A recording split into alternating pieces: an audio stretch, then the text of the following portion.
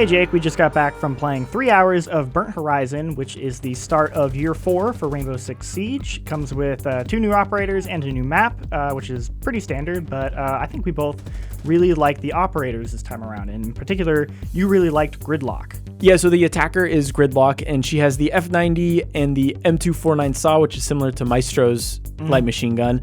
Her secondary, she has a super shorty, which I believe is a new shotgun. I don't think any other operators have this shotgun. Yeah. And it seems pretty useful. I got a couple kills with it. I was having fun with it, but I think it's more to blow. I mean, like most shotguns, it's more to open up walls, particularly floors, which pairing that works really well with her ability, which are track stingers. And basically, these are probably some of the more science fiction-y stuff in Rainbow Six Siege. Because you throw this thing down and then a bunch of little spikes come out of it. It's really hard to explain, but it looks like a bunch of hexagonal spikes come out of it. And a grid. And they keep going. Well, they don't keep going, but they go for a while. You can basically fill up a small room with this. Yeah. And what it does is that a defender, if a defender tries to go through that room, they'll slow down, it'll make a lot of noise, and it'll do damage. It's 5 or 10 damage for like every second you're in it or something like that. And basically it's meant to stop roaming.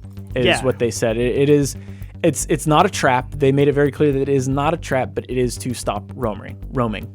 Yeah, I feel like that will be very interesting as far as roaming characters go, and as far as creating choke points where you can like plan around where you're going to attack and be like, well, we can kind of block off this one section so they don't really have anywhere to like escape from or anything like that. Yeah. There was we were already finding interesting uses for it. The kitchen in I think it's called Chalet. Yeah, and there's that window in the kitchen. There's the infamous window that people who play Siege will know what we're talking about. So I was like, dude, what if I just throw her ability into that window? And sure enough, it just like caused complete chaos where they were just trying to figure out what to do. And it actually even killed the last person, which was really great. That was a really fun like victory cam there. It's also easy to get rid of too.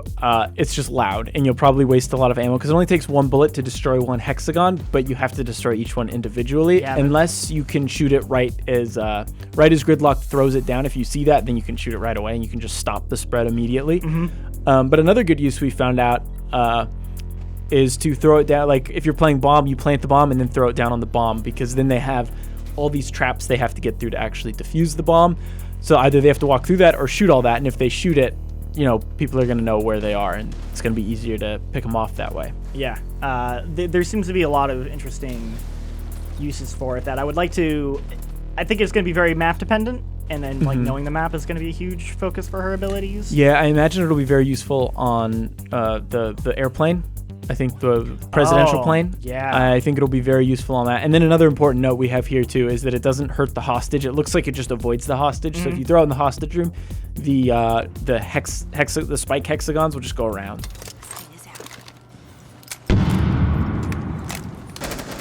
The other new operator is Mozzie, and you seem to enjoy him quite a bit. Yeah, he's got a Commando 9 and a P10 Roni, which he has this really sick like reload animation that just feels really cool when you use it. I like both of those weapons a lot. They both felt really good. And then they also have the Super Shorty as well. Seems like that's kind of the through line for both of these characters. But I was really stoked on his ability, the Pest Launcher, which is... It's funny enough, I actually like thought about this I feel like a year ago, man, they should do this, which is essentially you can hack the attacker's drones and use them against them. So you have 3 of these, pests that you can shoot, and you can either hit it directly on a drone and you'll take it over, or you can place it on a wall next to a door, and it has this sort of circular radius that if the drone flies into it, they'll instantly get attacked by it. I'm really curious how people are going to handle this, because it creates this whole different dynamic at the beginning of the match for the defenders, where you have these drones coming in and you're like, oh, no, don't attack these drones. I need to take them. But then that can be weird, where it's like, well, if your Mozzie's not on point with taking them, you could spend... It's like, well, they got all the information they needed. You can even steal Twitch drones, right? You can steal Twitch drones, and that's maybe the most interesting thing about Mozzie is they have a lot of interactivity with the other operators. You can steal Twitch drones, which is really funny. Just to like take that Twitch drone and then like shoot them back with it. That's got to be a worse, like losing your Twitch drone early on is already annoying enough, but not only losing your Twitch drone, but having the defenders control it must be so infuriating. Exactly, and you can't get it back. Once they take it, it's Mozzie's. Like you can't get it back at all. But you can't hack their feed though, right? You can hack their feed. So if you're Dokkaebi, you can, when you hack the enemy's cameras, you also do hack the drones as well, so you can see them. So I had a moment where I actually found one of their drones that they hacked, like looking at me, and I was able to like shoot it.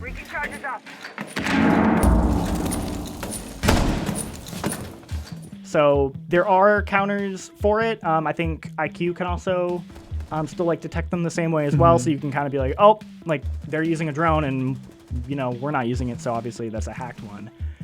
It's interesting where I feel like there could be a situation with Mozzie where you are maybe not actually getting any points, because there would be a match where I technically didn't earn any points or kills, but I spent the whole time using their drone to point them out for you guys to attack.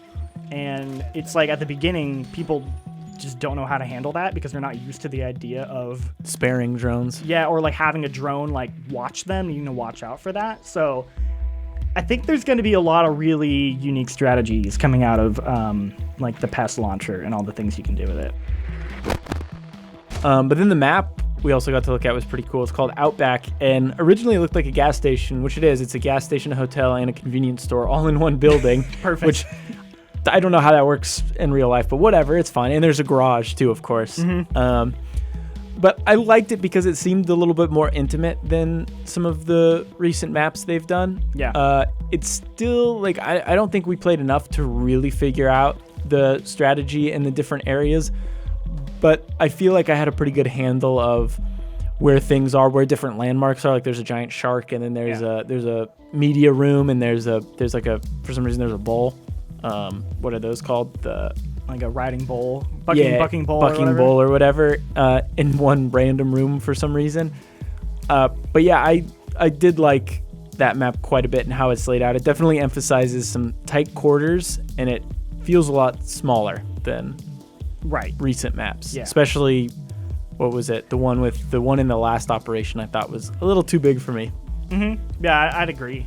Which I guess it pairs pretty well with like Gridlock's abilities as well. Yeah. It's like a good map to try her out on. Yeah, I like the map as well. I mean, they like color coordinated the different sections as well a little bit with like signs and walls, so you kind of know like, oh, this is the hotel part and this is the convenience store part. So it felt like I was getting a handle on the map pretty quick.